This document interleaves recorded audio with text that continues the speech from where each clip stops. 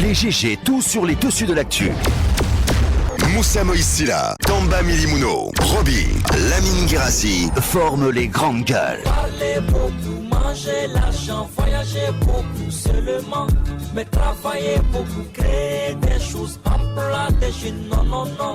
Les dirigeants africains, les dirigeants sont comme ça. Les grandes gueules. Merci de choisir Radio Espace et Espace TV pour vous informer. Tout savoir sur les dessous de l'actualité, ça se passe chez nous évidemment. Et cela dure depuis plus de 10 ans. Bienvenue, si c'est maintenant que vous le faites, mesdames et messieurs. Plusieurs mois s'offrent à vous évidemment pour interagir sur nos sujets. Soit vous partez sur Twitter, ça se passe là évidemment. Hashtag Espace GG, sinon l'autre numéro de téléphone qui s'affiche juste en bas de l'écran. Si vous nous écoutez à la radio, c'est le 00224 657 39 13 13.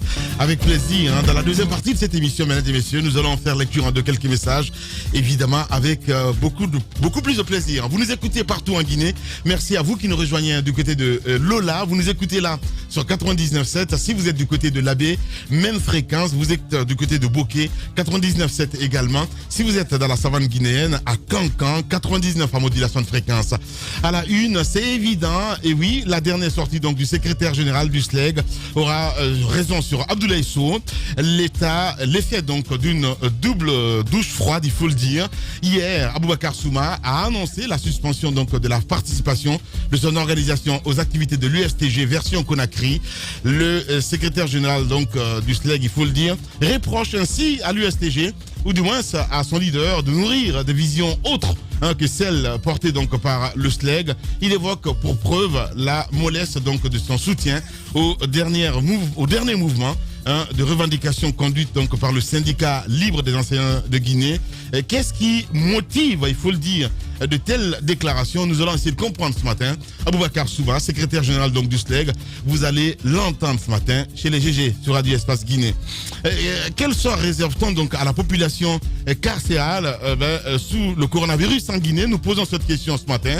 L'annonce de la libération de certaines catégories donc de prisonniers qui a suscité donc beaucoup d'espoir et d'élan à la riposte semble se dégonfler, il le dit ce matin Tamba, et ce n'est pas donc réduire évidemment les risques de contamination qui vont grandissant. Oui, comme à Kindia où 28 détenus donc sur 352 sont revenus positifs au Covid-19.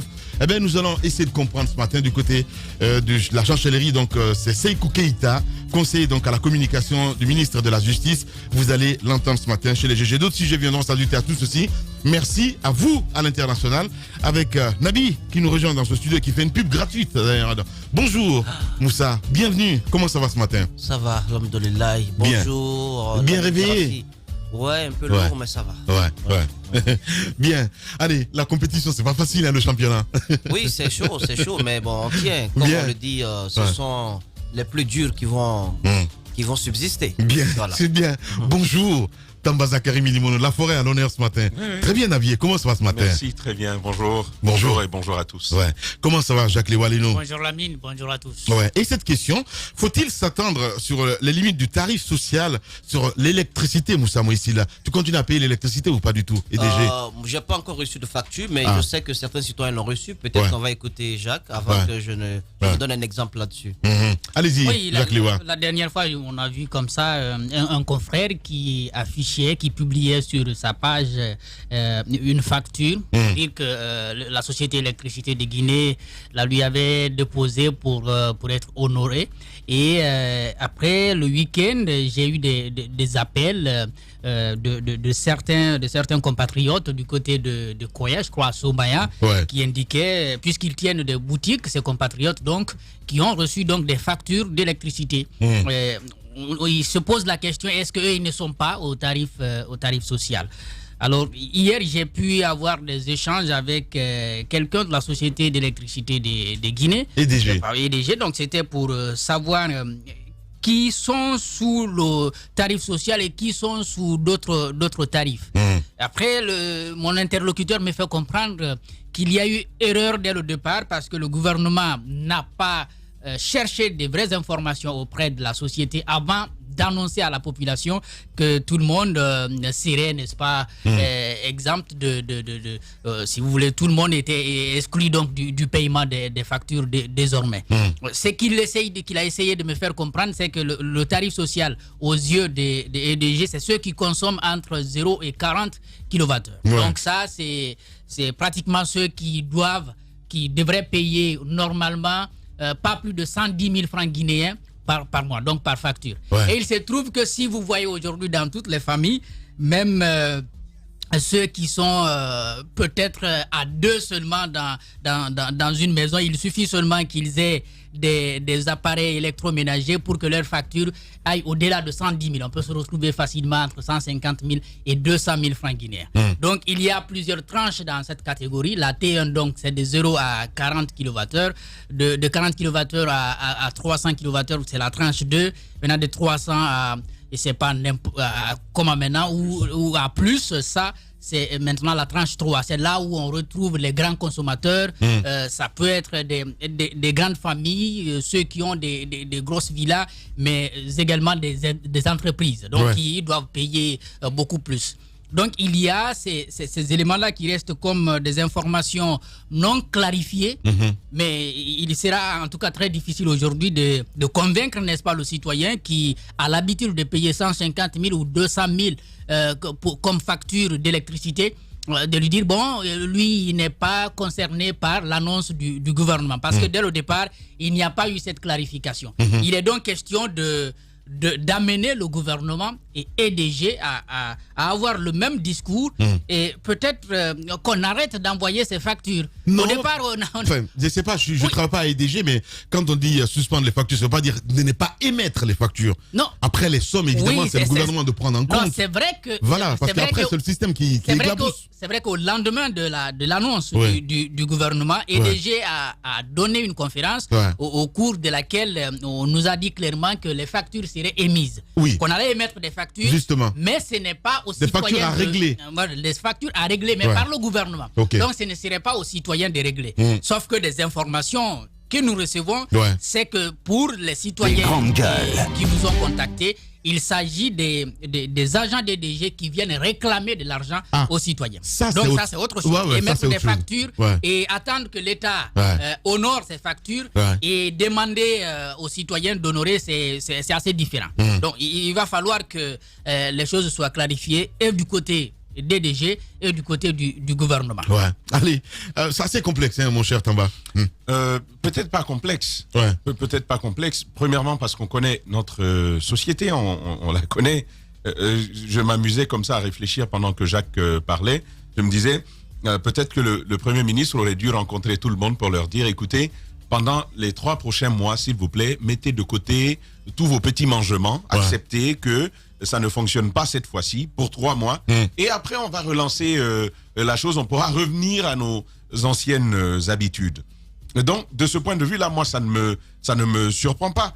Parfois, même avant ces mesures qui ont été, ces mesures sociales annoncées au compte du plan de riposte contre le Covid-19 en Guinée, vous vous rappelez que, enfin, je l'ai dit personnellement ici, mais plusieurs autres personnes l'ont entendu, vous avez payé votre facture d'électricité, mais on vient quand même vous couper le courant chez vous. Surtout avec l'avènement de Orange Money. Est-ce qu'on a bien maîtrisé cette plateforme-là, les transactions entre l'opérateur Orange et puis EDG, où on reçoit finalement tout? Moi, je me pose encore la question parce que vous pouvez honorer votre facture par Orange Money et puis quelques jours après, vous voyez quelqu'un qui vient quand même et puis il vous coupe la ligne. Ça, c'est un fait. Il y a un dysfonctionnement. Mais absolument. Il y a un décalage de partage d'informations, probablement. Ça, c'est l'hypothèse la plus facile. Mais si on veut fouiller, on peut peut-être voir que c'est un agent de recouvrement quelque part là-bas qui, vous savez, ils ont des gens qui déposent des factures. Et puis... Mais est-ce qu'ils ont le droit de partir chez un particulier et demander de l'argent Non. Voilà. Ça ne se fait pas. Non, mais j'entends Jacques dire ce matin, donc c'est pour cela que je me pose la question. Parce que on est censé de régler nos factures dans des agences. Exactement. Voilà. Aujourd'hui, en principe, c'est cela. Aller vers une agence et le faire. De l'autre côté, il y a également la possibilité justement de le faire via les plateformes bancaires numériques que l'on a aujourd'hui, Orange Money, je sais pas pour MTN ce qu'il en est. Donc, il y a cet état de fait. Mais il faut quand même ne pas oublier que EDG, c'est un ensemble de pratiques que l'on a adoptées depuis plusieurs années, contre lesquelles l'État est en train de se battre désespérément. Ouais. Ça, c'est une autre facette du travail des prestations de EDG. Parfois, vous êtes chez vous, tout va bien. On me signale que sur EDG, c'est pas possible. Hein, donc, c'est seulement du côté de la SEG donc ou de la EPP. SEG. Voilà, c'est bien ça. Donc, c'est la SEG. vous le faites comme ça. Ouais. Alors, ce qui se passe, vous êtes chez vous, vous avez de l'électricité, tout le monde autour de vous a de l'électricité, paf, votre courant est parti. Ouais. Autour de vous, il y a de l'électricité. Qu'est-ce qui s'est passé? Alors, vous savez comment régler. Il faut appeler l'agent de EDG qui est proche de vous dans le quartier. Ouais. Et quand il vient, c'est 50 000. Donc, vous lui payez les 50 000 pour qu'il vous remette. Qui supporte la chaleur de Conakry? Donc, il y a toute une série de pratiques qu'on a cultivées autour des services rendus par EDG. Une telle mesure, forcément, elle ne plaît pas du tout. Ouais. De décider comme ça, de dire aux gens, désormais, vous ne payez plus, il n'y a plus à aller couper les factures. Donc, les petits gombos qu'on faisait autour disparaissent également. Voici une autre réalité qu'il y a à préciser. Mais, je pense qu'il faille avoir une clarification.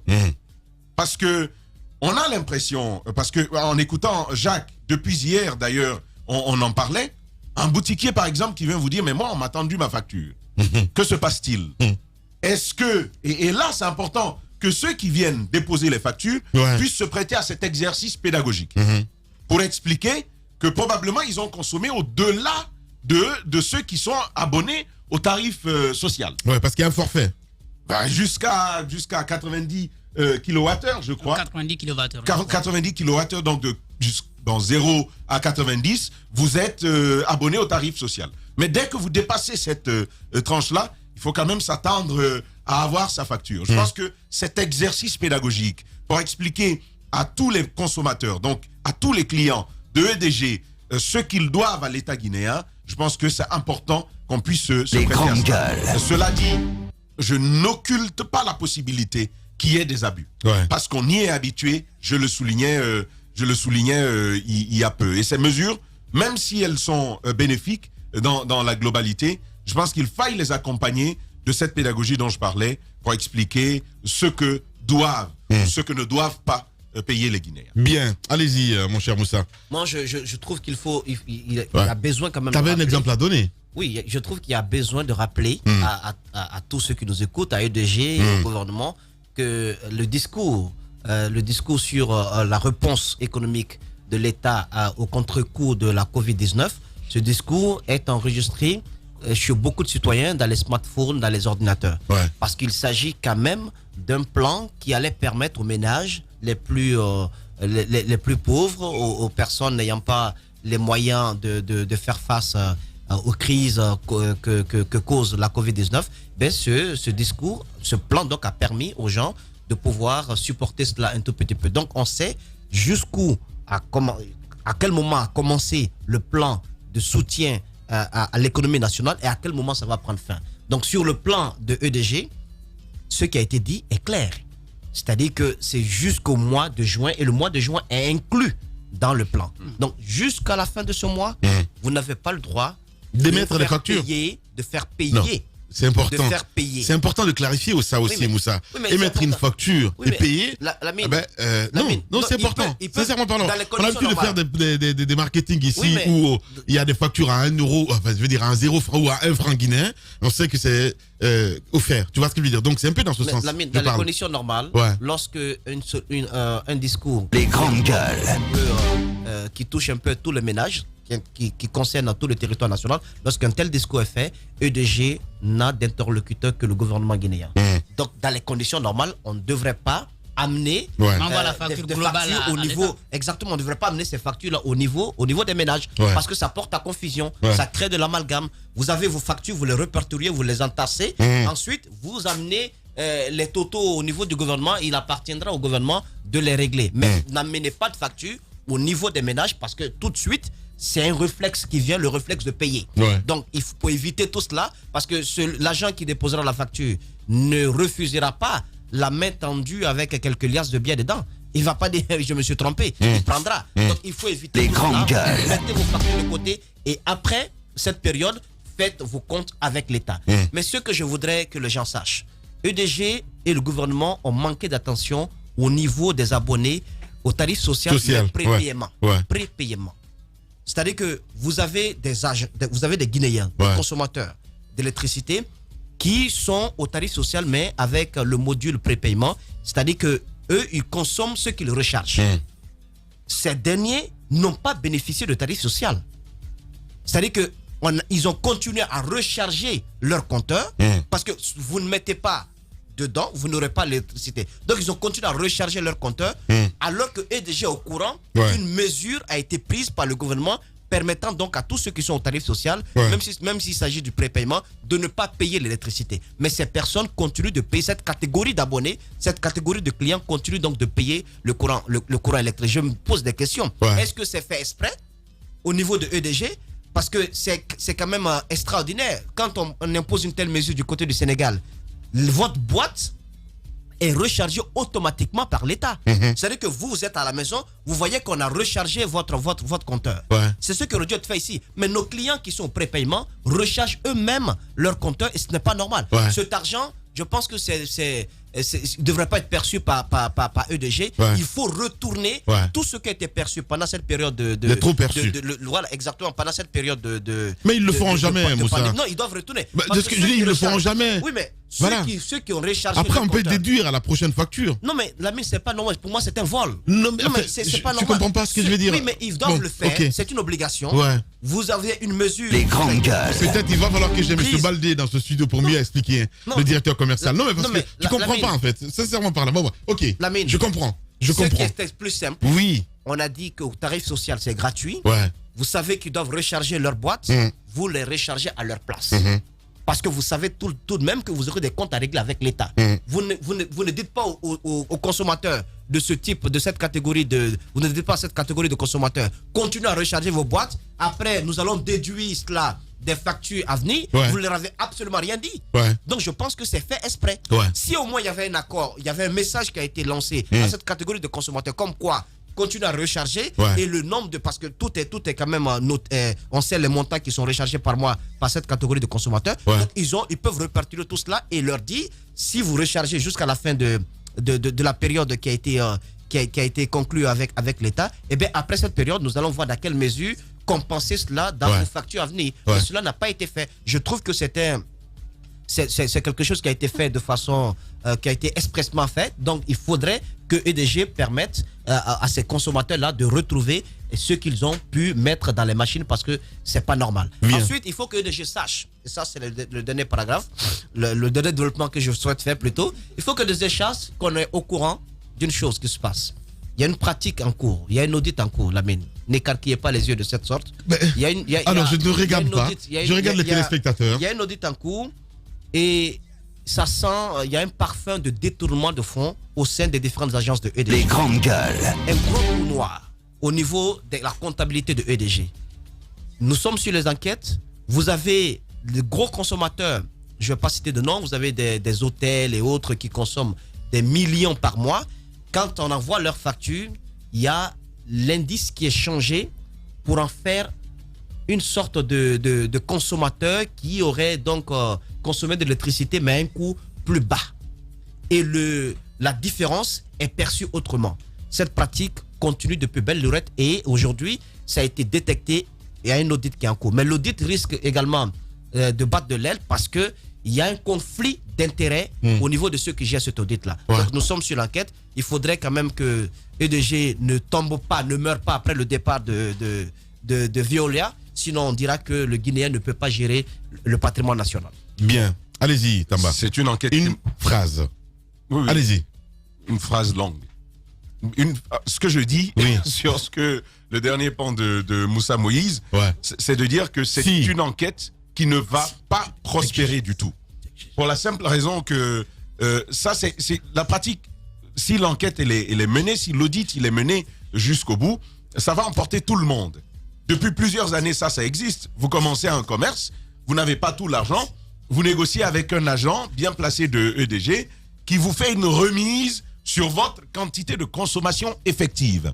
En sorte que, d'une manière ou d'une autre, la différence, lui, il voit comment il s'arrange, mais il y a toute la fausseté qu'il y a autour. Ce que je souhaitais dire, c'est que c'est important. Nous sommes en direct oui. Là, messieurs. Oui. Voilà, c'est important que j'ai ton attention, Lamine. Pendant que l'autre ne veut pas mon attention. Voilà. Non, là, c'est moi qui parle. Oui, allez-y. Merci beaucoup. Donc, ce que je... c'est pas possible. Nabi. Alors, c'est un gros bébé. Non. Ce que je souhaitais ajouter, c'est que ailleurs, sur l'émission des factures, ce que j'ai vu, c'est que la société d'électricité émet effectivement une facture, si vous voulez, un reçu pour vous dire votre facture de ce mois qui est de tel a été prise en charge par l'État. Je pense qu'on pourrait faire pareillement en Guinée. Comme ça, les familles gardent sur elles les reçus de paiement opérés par l'État. Ils ont ça sous la main. On ne sait jamais parce que en Guinée, on saurait profiter de tout. Je pense que ça nourrit et ça construit la transparence dont on a besoin dans le cadre de ce plan de riposte qui a été annoncé, notamment dans sa composante sociale par le gouvernement guinéen. Je pense que si c'est fait comme ça, ça peut bien aider. Et merci pour le sabotage. Ouais, Tamba? Oui. Eh ben. Oui, mais il faut me regarder. Bah, c'est ce que je fais, mon cher ami, Tamba. Mais vous êtes très exigeants, les gars. Hein? Oui, monsieur. Voilà. Allez, vous êtes chez les GG. Nous pensons comme JMJ. Dire la vérité. La vérité, qu'elle plaise ou qu'elle blesse, est une pertinente attitude de sagesse. Le journalisme est la plus grande aventure humaine car il est mission, passion, vision, interrogation, immersion, quête de vérité et conquête d'objectivité. Écoutez les GG tous les matins sur Radio Espace en simultané sur Espace TV, Espace Région Bokeh, Labé, Zérékoré, Kindia sur 99.7, Cancan sur 99. Les grandes gueules sur Espace ou la messe des sans-voix. Tous les matins aussi, vous nous regardez sur Espace TV. Merci à vous qui nous regardez sur Star Time. Vous êtes aussi sur SES5. Les bouquets Canal Plus diffusent Espace TV à travers Canal 243. Merci de votre fidélité, mesdames et messieurs, il faut le dire. À la une, c'est évident. La dernière sortie donc du secrétaire général du SLEG aura raison donc sur Abdoulaye Sow. L'effet d'une douche double froide, il faut le dire. Hier, Aboubacar Souma a annoncé donc la suspension de la participation de son organisation aux activités de l'USTG version Conakry.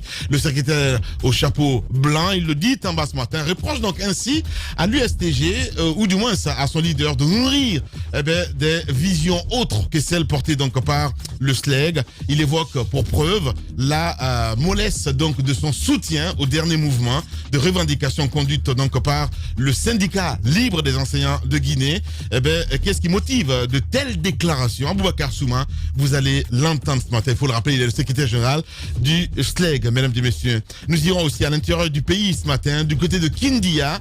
Quel sort réserve-t-on donc à la population carcérale sous le coronavirus? Cette question mérite d'être posée ce matin chez les GG. L'annonce, la libération de certaines catégories donc de prisonniers qui a suscité beaucoup d'espoir et d'élan à la riposte semble c'est dégonflé ce matin, il le dit en bas. Et ce n'est pas pour réduire donc les risques de contamination qui sont grandissants, comme à Kindia où 28 détenus sur 352 sont revenus positifs donc au coronavirus.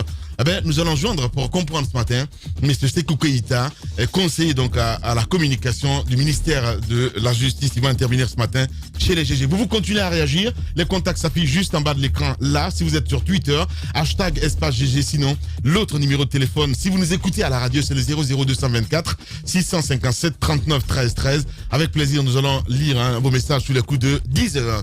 Nous parlons maintenant de nos artistes. Petit Condé qui a alité, mon cher Tamba Zakari Milimono. Hier, on a vu le ministre Bantamasso à s'échauffer du côté de Niasdine.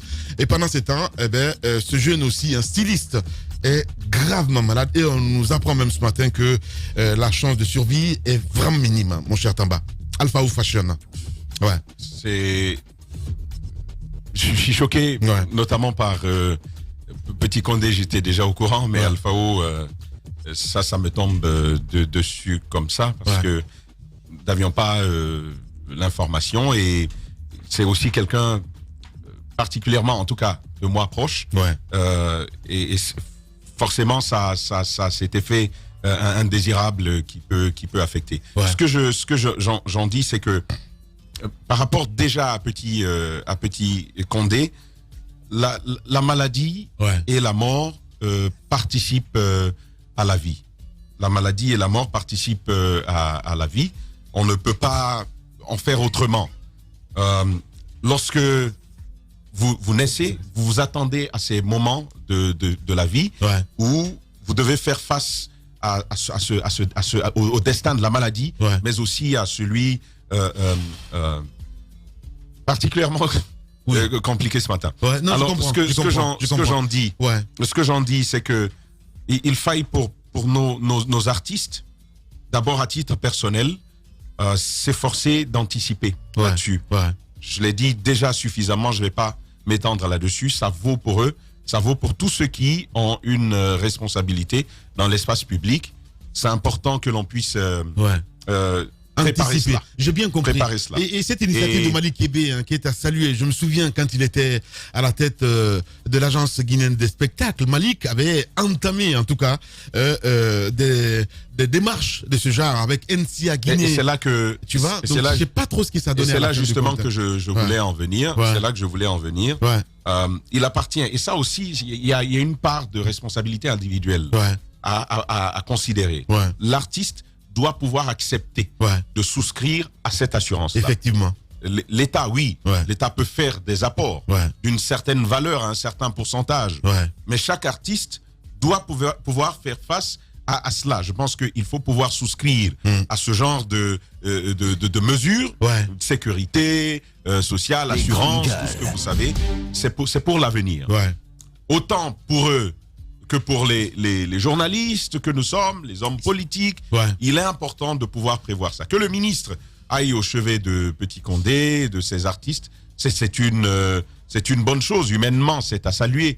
Mais il faille une action qui soit organisée, qui soit structurée à l'intérieur d'un programme spécifique que le ministère de la Culture peut développer pour faire face à cela. C'est vrai, Kébé a commencé cela il y a quelques temps, de cela, il y a quelques années. Lamine, tu l'évoquais tout à l'heure, mais au niveau du département, qui est celui en charge de la culture, qui est quand même un des départements les plus abandonnés de la République. Il ne faut pas se voiler la face, en tout cas côté culture. La culture est le parent pauvre de ce département culture, sport et patrimoine historique. Je pense qu'il faut développer un tel programme qui garantisse une certaine sécurité à tous ceux qui ont vocation à être dans l'espace public au niveau de la culture, au niveau des sports. Autrement, le ministre va apporter de son aide de cette façon-là, mais pour les autres, si le ministre ne se bouge pas, qu'est-ce qu'il va en être? Je pense que ce sont les programmes qui sont salutaires et c'est vers eux qu'il faut tendre. Il faut aller vers la construction de tels programmes. Autrement, on sera amené à vivre beaucoup d'autres cas comme ça, on a vu par le passé, et ça risque de continuer de plus belle. Jacques, on se dit, ça nous tombe sur la tête ce matin, même s'il y a des initiatives, on sait, moi j'apprécie bien Jean-Baptiste William qui est le directeur de la culture, mais j'ai l'impression qu'il y a quelque chose qui ne tourne pas en rond. Le problème, c'est que concrètement, le département, je crois, les cadres du département aiment beaucoup plus s'afficher avec ces hommes de culture que d'entreprendre des actions pérennes qui puissent aller dans le cadre de l'amélioration de leurs conditions de travail et de vie. On le sait parce que là, il faut quand même, ça c'est à la décharge du gouvernement bien sûr, un artiste doit pouvoir construire sa carrière et puis pouvoir se prendre en charge en cas de difficulté. Mais là où on interpelle l'État, et c'est normal, c'est quand même lui qui tient les manettes de ce pays, donc c'est à lui de créer des conditions pour que chacun dans son activité puisse se sentir à l'aise et puisse, n'est-ce pas, profiter pleinement de son métier. Moi je pense que le problème que nous avons avec des artistes de maintenant, je crois, remonte à un peu la façon dont on a fait la rupture en 84. Parce que nous apprenons, et je crois que ça peut se voir encore à travers les vieux qui existent, le premier régime avait fait de certains artistes carrément des fonctionnaires. Ouais. Donc, beaucoup s'attendaient à ce que le gouvernement continue avec ces types d'appui. Lorsque vous êtes une célébrité, on vous rapproche et puis à la fin de l'année, on vous envoie un peu d'argent. Ouais. Mais il y a une rupture totale. On est entré dans le libéralisme, c'est qui n'était pas... Ouais. Parce que c'était des fonctionnaires, hein, voilà, il faut le rappeler. Il y a beaucoup de fonctionnaires comme ça. On va revenir dans un instant à mon cher ami Jacques Léwalino, en direct ce matin chez les GG, le secrétaire général du ministère de la Culture, donc Monsieur Istokira. Les grandes gueules. Monsieur le secrétaire général, bonjour, bienvenue dans les grandes gueules. Oui, bonjour, c'est un plaisir de dire bonjour aussi aux millions de téléspectateurs et d'auditeurs. Nous vous avons senti assez peiné lorsque vous avez rendu visite à Petit Condé. Vous avez dit que son état était critique. Alors, expliquez-nous un tout petit peu qu'est-ce qui se passe réellement et est-ce que des dispositions sont en cours au niveau du ministère pour lui venir en aide? Oui, tout à fait. Nous avons été informés, j'avoue, tardivement par la famille biologique d'Ousmane Camara, à laquelle d'ailleurs je suis très lié. Et ensuite, aussitôt, le ministre Sanoussi Bantamasso a été et tout le cabinet. Et donc, il nous a désigné d'aller lui rendre visite et voir son état de santé. Bon, j'avoue que il est sur le plan médical bien suivi, parce qu'il y a un certain professeur Lansana Kapara qui est le patron du service de pneumonie de Yasdine qui le suit avec toute son équipe. Donc j'ai trouvé Ouastério aussi Sékou Conté qui est le chef d'orchestre du groupe standard Petit Condé. Bon, mais nous attendons. Il ne faut pas mettre la charrue avant les bœufs. Nous attendons les conclusions du médecin. Ce n'est pas le malade ou les parents ou les amis du malade qui vont dire évacuer tel ou tel. Vous savez que nous traversons une période de crise sanitaire qui est très très difficile, où les frontières sont fermées, pas de vol. Mais qu'à cela ne tienne, le ministère a pris des dispositions. Le BGDA est venu avec sa direction pour justement une assistance éventuelle sur le plan financier, parce que s'il y a des produits à acheter et tout, nous avons été rassurés par le corps médical et nous pensons que peut-être d'ici un moment, les dispositions vont être prises. Il faut signaler aussi que Petit Condé et son épouse n'avaient plus de passeport parce que les 2 passeports étaient expirés. Et c'est là, d'ailleurs, je dois rendre un vibrant hommage et dire merci à M. Keta, qui est le directeur de la police de l'air et des frontières. Toute la journée du samedi, nous nous sommes battus pour avoir les passeports ordinaires pour que, éventuellement, si les conclusions médicales nécessitaient une prise en charge à l'international. Mais bon, pour le moment, les médecins nous ont rassurés, ils sont en train de travailler. Hier, d'ailleurs, nous étions au chevet de Petit Condé. Et c'est ce qu'il faut dire pour le moment. Nous attendons les dernières conclusions du corps médical. Okay. Et c'est à partir de là qu'une décision peut être prise. Alors, à la guitare, tous ceux qui connaissent Petit Condé savent qu'il a des doigtés magiques. Un tel artiste qui a ému plus d'un, donc qui a une longue carrière aussi. Comment comprendre qu'il y ait des difficultés, même liées à une certaine prise en charge, que l'artiste soit contraint à appeler à un SOS? Est-ce que c'est le milieu culturel, c'est le milieu de la musique, c'est le milieu culturel politiquement parlant qui n'est pas assez bien structuré, ou qu'est-ce qui se passe? Parce que la question qui me taraude l'esprit, c'est vous allez continuer jusque quand à apporter de l'assistance à tout artiste qui tombe malade? Est-ce que ça peut continuer? Moussa, c'est une question extrêmement importante et intelligente. Il faut que le peuple de Guinée entièrement comprenne aujourd'hui que depuis le discours-programme du général Lansana Conté, le 22 décembre 1985, il a été tracé une voie libérale. Donc, les fonctions d'artistes et des fonctions de sportifs ne sont plus des fonctions fonctionnarisantes. C'était des fonctionnaires de l'État. Jacques Léwa, lorsque je vous prenais en marche, j'avoue que je n'ai pas suivi le début de l'émission, parce que justement je suis en voiture, mais je dois dire qu'effectivement il a non seulement posé le problème, mais il a répondu à la question en disant qu'il faudrait aujourd'hui, et je souhaiterais même après peut-être toute cette vague-là, parce qu'il y a tellement de vagues sportives, culturelles, mais c'est une compréhension, une incompréhension et puis une ignorance totale des textes de ce pays. ce sont des gens comme des huissiers de justice. Lorsqu'un huissier est malade, est-ce que c'est le ministère de la Justice qui le prend en charge? Quand un policier est un malade, voilà, c'est des fonctionnaires. Oui, mais le problème, j'étais en train de le rappeler tout à l'heure, Monsieur Keïra. J'ai dit le premier régime avait fait de certains artistes fonctionnaires. Je ne dis pas que d'emblée tous les artistes guinéens devraient se considérer comme des fonctionnaires, mais il y a quand même cette habitude et qui a continué pendant un moment. Lorsqu'on voit un aîné qui continue à percevoir son salaire alors que vous exercez le même métier, est-ce que dans la rupture, vous n'avez pas manqué de stratégie? Je ne dis pas vous, Keïra, personnellement, mais le gouvernement, les gouvernements successifs n'ont pas manqué de stratégie pour préparer, n'est-ce pas, les artistes à accepter le fait que ce sont des privés, donc ils doivent pouvoir s'organiser pour vivre même après la carrière. Mais vous avez parfaitement raison. C'est parce qu'il y a une rupture brusque. Et c'est que justement, j'en veux au comité militaire de redressement national. Parce que des gens qui ont fait la fierté et la gloire de notre pays, justement, ont été sevrés de leurs trucs. Mais le Festival national des arts et des arts et de la culture, le FENAC, il était dans un coma profond. Il a fallu en 2010, lorsque nous étions ministres des Arts et de la Culture sous le magistère du général Sékouba Konaté et le premier ministre Jean-Marie Doré pour faire renaître le Festival national des Arts et de la Culture. Tout cela était dans les cimetières de Cameroun là-bas. Donc, je suis très révolté aujourd'hui parce que ce n'est pas normal que de telles choses arrivent là. C'est-à-dire que la transformation a été chimique.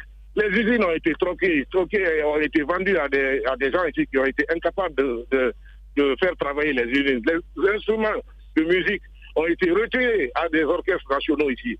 Mais qu'à cela ne tienne, vous savez, moi je ne fais pas de démagogie, je ne fais pas de bois de langue, de langue de bois.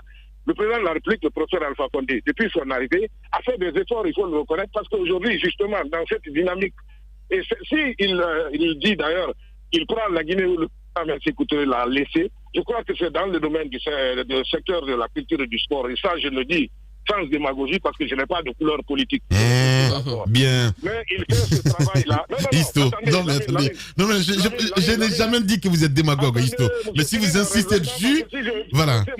Oui, allez-y, Isto, allez-y. Je vous dis tranquillement que là, aujourd'hui, on a 222 artistes qui sont dans les ensembles nationaux, qui sont tous fonctionnalisés. Et ça, c'est des artistes nationaux. Maintenant, les artistes vedettes et les sportifs vedettes, aujourd'hui, ont besoin de structures managériales, Lamine et toute l'équipe des grandes gueules. Vous devez le savoir et que le peuple guinéen sache que ces structures managériales-là, justement, doivent gérer la carrière artistique et sportive de ces talents-là. Ouais. C'est extrêmement important parce que si on ne le fait pas, il faut qu'on ait le courage de le dire. Et là, je crois que les semaines qui viennent, je vais faire des sessions de formation à l'intention des journalistes sportifs, des journalistes culturels, pour qu'on explique aujourd'hui ce qui est un artiste, le statut de l'artiste et comment sa carrière artistique et sportive doit être gérée. C'est extrêmement important parce que sinon, ça va être toujours la même chose. Aujourd'hui, tout de suite, on m'apprend que Alpao aussi est malade. Un garçon qui est très sympathique et qui est efficace. Justement, justement sur la fonctionnalisation, j'ai mon opinion tout à moi. Mais justement, vous l'évoquiez, Alphao est aussi souffrant. On évoque une situation particulièrement préoccupante pour lui. Première question, quel traitement est-ce que le département lui réserve sur le cas Alphao? Sur le premier volet de votre intervention tout à l'heure, on parle toujours programme. Alors, la question qu'on se pose aujourd'hui en Guinée, c'est qu'est-ce qui est fait côté département pour garantir à l'artiste de pouvoir jouir du produit de son travail pleinement, sans spoliation de droits d'auteur particuliers? Alors, je dois vous dire que le problème commence d'abord au niveau de la nouvelle loi qui est votée sur la protection des œuvres littéraires et artistiques. Et très bientôt, les derniers textes vont être soumis à la nouvelle Assemblée nationale pour le vote et ensuite proposé au président de la République, qui est d'ailleurs disposé parce qu'il l'a dit lors de la dernière édition du Festival national des arts et de la culture. Maintenant, Au niveau des artistes, après Dieu, c'est les artistes qui créent. Donc, à ce titre, ils méritent respect et considération. Mais ce qu'il faut retenir, c'est que les radios privées, les télévisions privées contribuent favorablement à rendre pauvres nos artistes. Parce qu'on appelle il y a ce qu'on appelle, en matière de propriété intellectuelle, le temporisme,